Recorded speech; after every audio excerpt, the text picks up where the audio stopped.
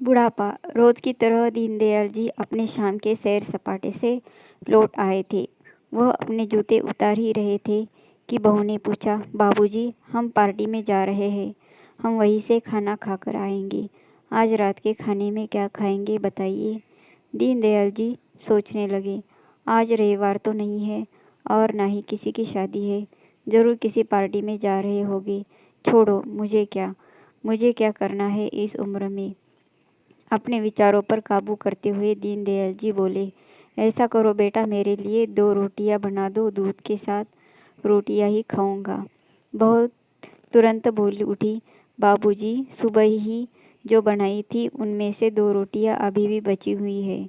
अगर आप बहू ने अपना वाक्य अधूरा ही रहने दिया, लेकिन दीनदयाल जी अच्छी तरह समझ गए कि वह क्या कहना चाहती थी। सुबह की रोटियां खाई तो गैस हो जाएगा। सुबह भी बहू ने मसाले वाली सब्जी बनाई थी, जिसके चलते अभी तक खट्टी डकारें आ रही है। और इस उम्र में पेट को संभालना मतलब किसी बिगड़े हुए बच्चे को संभालने से भी ज़्यादा कठिन काम है। बाबूजी बहू से बोले, नहीं बेटा, इस उम्र में सुबह की रोटियां नहीं खा सकता। तुम्हें थोड़ी तकलीफ होगी, लेकिन मेरे लिए 2 ताज़ी रोटी बना दो। बहू को बहुत गुस्सा आया। वो गुस्से में ही बड़बड़ाते हुए उठी, अब 2 रोटियां बनाओ या 10, काम तो उतना ही बढ़ेगा। आटा गूंदो, रोटियां बनाओ, किचन और बर्तन को साफ करो। इन्हें क्या है, इन्हें सिर्फ ऑर्डर देना है। काम तो मुझे करना पड़ता है।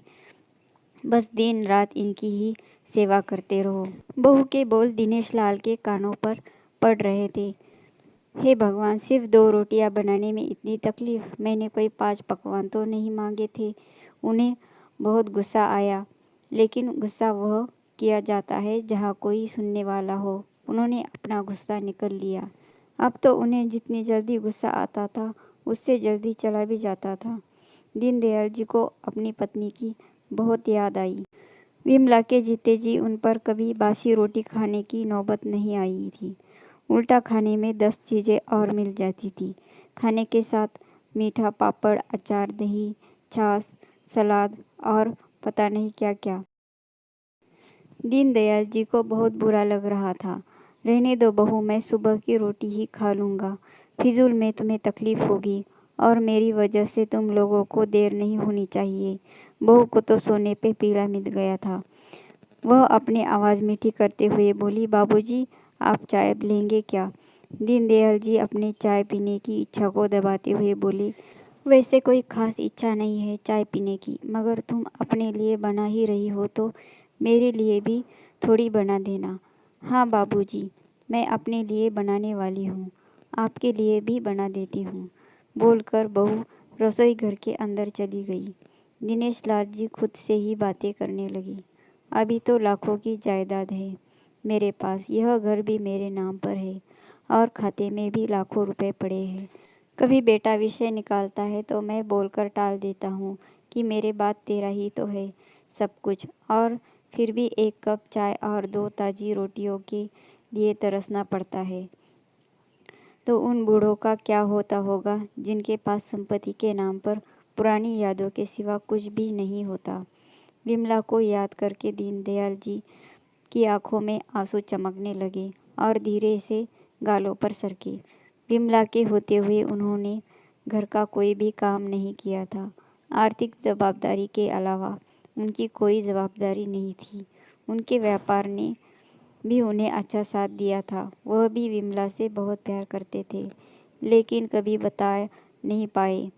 वह मानते थे कि विमला उनकी किसी पूर्व जन्मों के पुण्य का फल है, लेकिन जिंदगी की भाग दौड़ में वह विमला की मन की इच्छाएं पूरी कर ना सके। उन्हें वैष्णो देवी जाना था, लेकिन हर बार यह यात्रा अगले साल के लिए पोस्टपोन हो जाती। घर बार और संसार की जिम्मेदारियां संभालते संभालते कब उनकी इच्छाएं उन्हीं के साथ चली गई, पता ही नहीं चला। दीनदयाल जी ने देखा उनके पोता और पोती दोनों ही स्कूल से आए थे। दोनों ने अपना बस्ता सोफे पर फेंका और दादाजी की तरफ दौड़कर उनके गले लगते हुए कहने लगे, चलिए ना दादाजी, खेलने चलते हैं।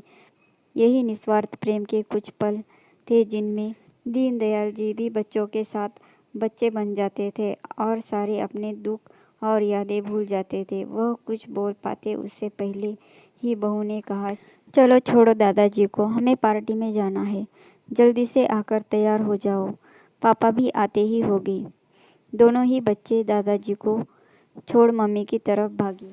दीनदयाल जी अपनी सोच में डूबे हुए बालकनी की तरफ गए। बालकनी में धीमी ठंडी पवन ने उनका स्वागत किया। बहू उनके लिए चाय बनाकर ले आई, बालकनी में रखी और कुर्सी पर बैठकर दिनेश लाल जी घूट घूट करके चाय पी रहे थे। पी क्या रहे थे, निगल रहे थे, क्योंकि चाय के नाम पर सिर्फ कम शक्कर वाला गर्म पानी था, ना इलायची ना अदरक। दिनेश लाल जी मन ही मन सोचने लगे, बहू के जाने के बाद आज खुद अपने हाथों से चाय बनाऊंगा, इलायची अदरक और थोड़ी सी ज़्यादा शक्कर डालकर, और उनके साथ रोटियां खाऊंगा। रोटियों की याद आते ही उनका मुंह फिर से खट्टा हो गया। चाय खत्म होने पर खाली कप लेकर वह किचन में रखने गए तो वहां देखा कि बहू और बच्चों का कप धोके पड़ा है। उन्होंने भी अपना कप धोकर रख दिया और अपनी डायरी लेकर बालकनी में आ गए। बालकनी में बैठे बैठे उनकी नज़र सूखी हुई तुलसी के पौधे पर गई। उन्होंने एक लोटा पानी लाकर उसमें डाल दिया। कुछ मिनटों बाद उन्हें पता चला कि सूखे हुए तुलसी के पौधे में नई कुपले जैसे मुस्कुरा रही हो। उन्हें याद आया कि विमला हर सुबह तुलसी को पानी और शाम को दिया दिखाती थी। अब तो शाम को ना तुलसी ना भगवान के मंदिर में दिया जलता है। पता नहीं कितने संस्कार, इतनी अच्छी आदतें विमला अपने साथ ले गई थी। दीनदयाल आसमान की तरफ देखकर बोले, विमला, मुझे और इस घर को अभी तुम्हारी ज़रूरत थी। तुमने हमेशा साथ रहने का वचन तोड़ दिया। तुम मुझे अकेला छोड़कर चली गई। दीनदयाल की आंखें भर आई। पापा, इतनी ठंडी हवाएं बह रही है और आप है कि बालकनी में बैठे हैं, अंदर आ जाइए, नहीं तो बीमार हो जाएंगे। बेटे ने दीनदयाल जी से कहा। सब तैयार होकर पार्टी के लिए निकल रहे थे कि किसी ने झूठ मूठी मन रखने के लिए भी उनसे नहीं पूछा था कि चलिए बाबा, आप खाना खाकर जल्दी सो जाइए, हमें आने में ज़रा देर हो जाएगी। ज़्यादा देर तक जागना आपकी सेहत के लिए अच्छा नहीं है। हमारे पास घर की दूसरी चाबी है, हमारी चिंता मत कीजिए, बेटे ने जाते हुए कहा।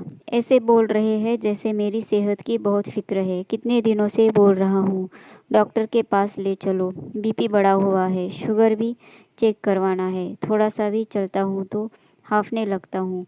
बेटा कहता है कि बुढ़ापे में यह सब तो होता ही है। ज़्यादा भ्रम मत पालिए। वाह बेटा, बूढ़े बाप के पास बैठने के लिए थोड़ा सा भी टाइम नहीं है तेरे पास, और पार्टी के लिए टाइम ही टाइम है। ऐसे अनगिनत विचार उनके दिमाग में चल रहे थे, लेकिन फिर भी उन्होंने हाँ में सिर हिलाया। सभी पार्टी में चले गए। दीनदयाल जी हॉल में रखे कुर्सी पर आकर बैठे। खाना खाने की अभी कोई इच्छा थी नहीं, इसलिए टीवी चालू की। आज वैलेंटाइन डे था, प्यार का दिन, इसलिए टीवी पर भी उसी के बारे में दिखा रहे थे। दीनदयाल जी की नज़र पास में रखे अपनी पत्नी के फ्रेम पर गई, जिसने लाल कलर की साड़ी पहने रखी थी। प्यार तो उन्होंने भी खूब किया था, विमला जी से पूरी ज़िंदगी किया था, जी जान से किया था, लेकिन कभी बोल नहीं पाए।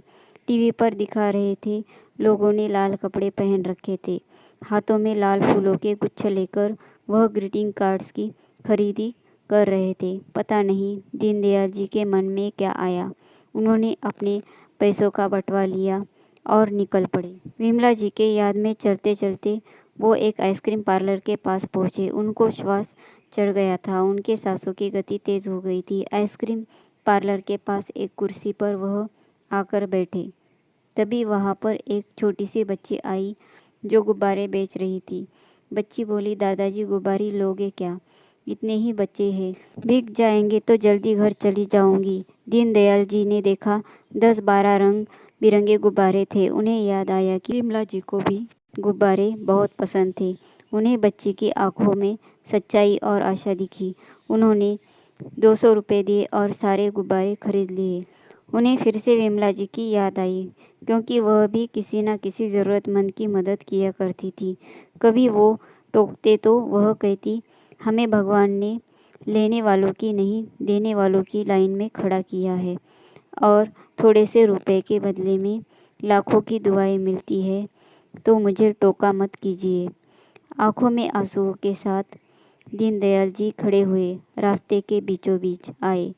उन्होंने आसमान की तरफ देखा, अपने हाथों में पकड़े गुब्बारे आसमान में छोड़ दिए और चिल्लाकर बोले, विमला, मैं तुमसे प्यार करता हूँ। उनके सांसों की गति बढ़ गई, उनका शरीर लड़खड़ाया और ज़मीन पर धड़ से गिर पड़े। आसपास के लोगों को कुछ भी पता चल पाए उससे पहले ही दिनेश लाल जी ने इस मोह माया की दुनिया को अलविदा कह दिया। उन्हें अपनी पत्नी से मिलने की बहुत जल्दी थी।